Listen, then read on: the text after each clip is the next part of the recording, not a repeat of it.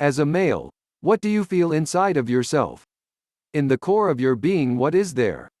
Some may say guilt, depression, anxiety, lack of confidence, or plain emptiness, and others may say power, love, completion, kingship, and strength.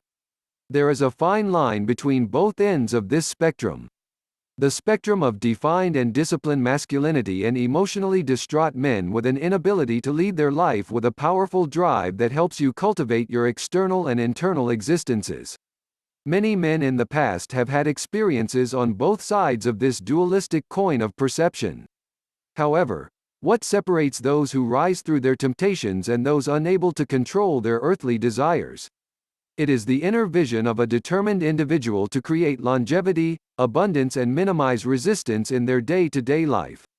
As men, we all hold a very sacred and powerful source of energy that gives us the power and ability to create new life, heal ourselves, heal our partners, and most importantly, be a reflection of a healed, healing individual to the world.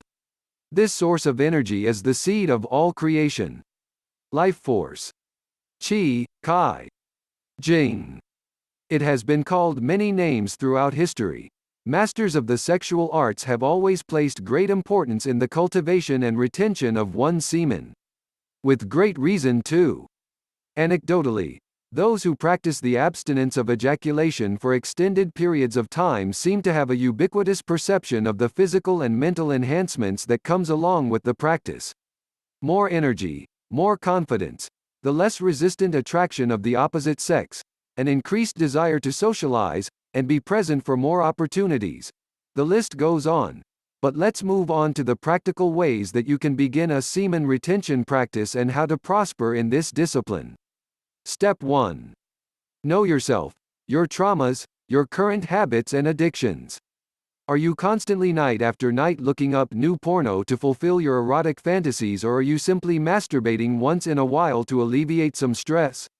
Are you ejaculating with your partner, throwing away your precious life force into a rubber coffin for the sake of pleasure, or are you building up the muscles and techniques to one day be proficient in the art of tantric sex and energetic seminal cycling?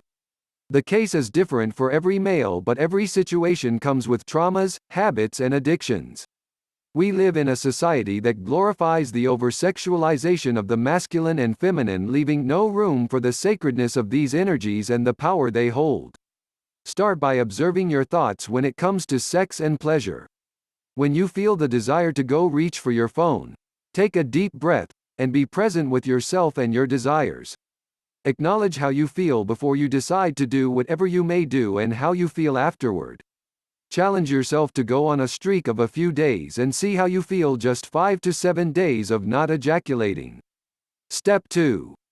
Find someone you can talk with about your new discipline and journey, maybe even someone who is beginning on the same path or someone who has already succeeded. If there is no one around you physically, just look online and read the vast stories of people whose lives have changed thanks to this practice. When you have a brother, not necessarily blood-related, just someone you share the space and relationship with, you can speak to about the subject and partake on the same journey with, the journey becomes easier because you are no longer letting yourself down with a relapse. You have to uphold a collective vibration of elevation and conquering temptation to more people than just you.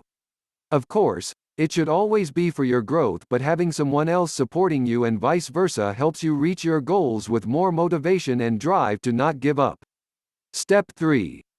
Realize it's okay to fail. Just pick yourself back up.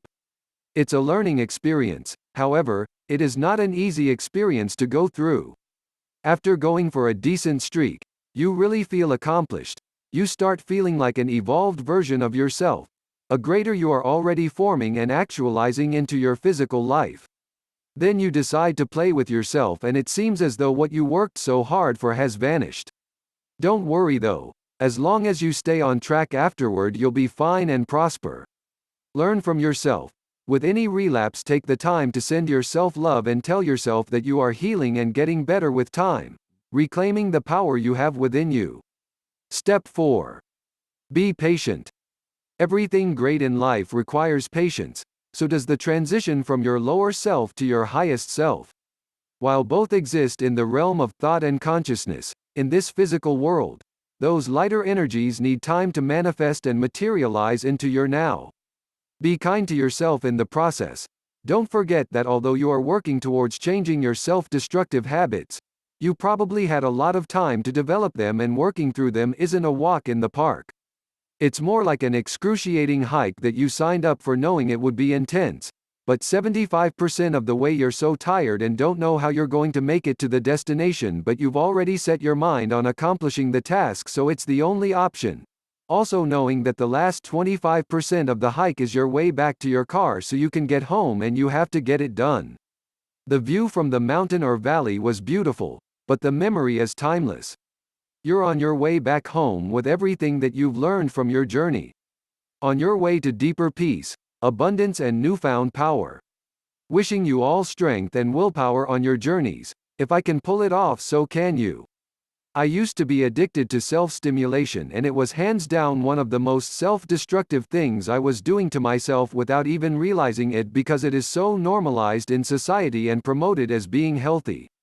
My mind was poisoned at a young age due to easy access to porn, and with that came a huge dopamine addiction that was very difficult to overcome. But once you get through the barrier, releasing your semen actually feels worse than holding it in, and you'll do anything to reach those peaks that you were just at psychologically, even if it means retaining your seed and giving up the habit. It's the only way. Now there is a time and place for ejaculation with a partner, like if you are ready to conceive, or if you intentionally send your semen into your partner for the purpose of womb work and healing with their consent. However, that's another topic in of itself.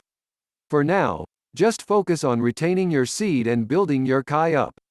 If you enjoyed this video, hit the like button and make sure to subscribe. I really do appreciate your support.